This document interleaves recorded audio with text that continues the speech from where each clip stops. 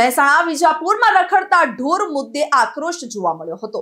લોકોએ વિશાળ સંખ્યામાં રેલી કાઢી મામલતદારને આવેદનપત્ર આપ્યું હતું, જેમાં યુવાનો, મહિલાઓ, બાળકો સહિત મોટી સંખ્યામાં રેલીમાં લોકો જોડાયા હતા। રખડતા ઢોરથી અકસ્માતની સંભાવના રહેલી હોય, જેથી આક્રોશ જોવા મળ્યો હતો। વિજાપુરમાં કેટલાય લોકો રખડતા ઢોરથી અકસ્માતનો ભોગ બન્યા છે, ત્યારે મામલતદારે 10 દિવસમાં ઉકેલ લાવવાની બાંહેધરી આપી છે।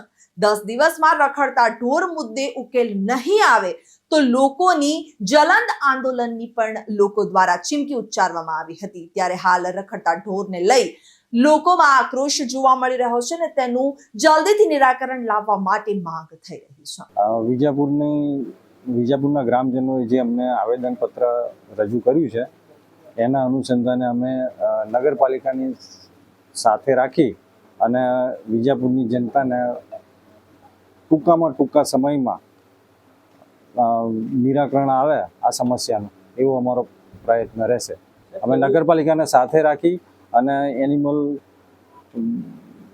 હોસ્ટેલ બનાવવાની છે તો હોસ્ટેલ બનાવી દઈશું, અને હાલ વૈકલ્પિક વ્યવસ્થા રૂપે આ ગાયો છે એને પકડી અને જ્યાં મૂકવાની છે, પાંજરાપોળ કે જ્યાં મૂકવાની છે, એ પણ અમે કાર્યવાહી કરાવી દઈશું। નહીં, હવે આવશે એટલા માટે કે અગાઉ એમની રજૂઆતના અનુસંધાને જ નગરપાલિકાએ ઢોર પકડવા માટેની જે પોલિસી કે જે કોન્ટ્રાક્ટ આપ્યો હતો એ આપ્યો હતો। હવે એનાથી વિશેષ એનિમલ હોસ્ટેલ અને એનાથી બીજી હાલ તાત્કાલિક જે વ્યવસ્થા કરવાની થાય એ અમે કરવા માટે નગરપાલિકાના સંકલનમાં રહીને કરી દઈશું। હાર્દિકભાઈ રાવલ, રેલી કાઢવા પાછળનો મુખ્ય હેતુ ગૌ માતાનું હિત જળવાય, સામાન્ય જનોનું હિત જળવાય। વારંવાર જે ગૌ વંશના ટોળા આપણે રસ્તા પર ફરતા જોવા આપણને મળતા હોય છે, અને એના કારણે વારંવાર અકસ્માત થવા, ઈજાઓ પહોંચવી, કોઈની જાનહાનિ થવી, એમાં મનુષ્યને પણ જાનહાનિ થાય છે, બાળકો, વિદ્યાર્થીઓને પણ નુકસાન થતું હોય છે, અને ગૌ માતા સ્વયં પણ એને હાનિ પહોંચતી હોય છે, એના પણ અકસ્માતમાં મૃત્યુ થતા હોય છે।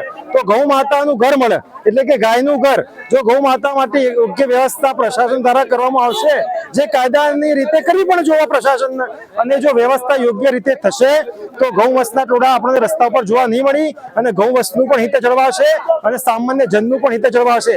તો આ પવિત્ર કાર્ય માટે આખો સમાજ, વિજાપુરનો વિવિધ સંસ્થાઓ, વિદ્યાર્થીઓ, બધા લોકો આ સારા કાર્યમાં જોડાયા હતા, અને મામલતદાર સાહેબશ્રીને આ વિષયને લઈને આવેદનપત્ર આપવામાં આવ્યું હતું। રેલીમાં હજારો ઉપર હજારોની સંખ્યામાં આજે લોકો જોડાયા। સમાજનો સ્વયંભૂ સમાજ આ કાર્ય માટે જોડાયેલો છે, આ રેલી માટે।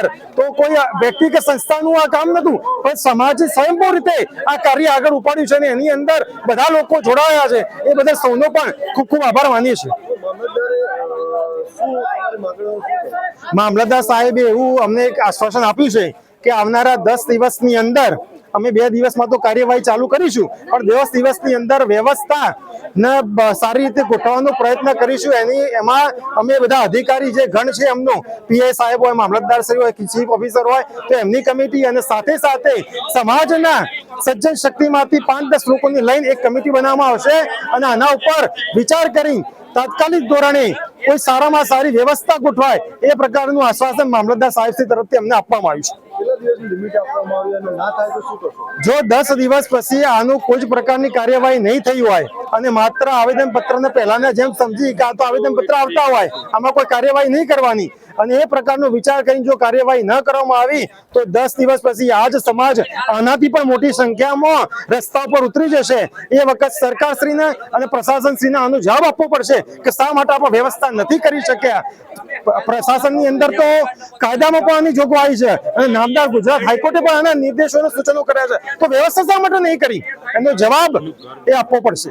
તો ગાયનું ઘર બને અને પ્રજાનું પણ સુખી થાય અને અકસ્માતો ન થાય, એટલે સૌના સર્વભવંતુ સુખીને સર્વસંતુ નિરામયના પવિત્ર ભાવ સાથે નાગરિકો પોતાનું કર્તવ્ય સમજી અને પ્રશાસન પણ પોતાના કર્તવ્યનો બોધ હોવો જોઈએ, અને એ પ્રમાણે કામગીરી થાય એવી અમારી માંગણી છે। રિપોર્ટર તરુણ પ્રજાપતિ સાથે ચક્રવાત ન્યૂઝ મહેસાણા।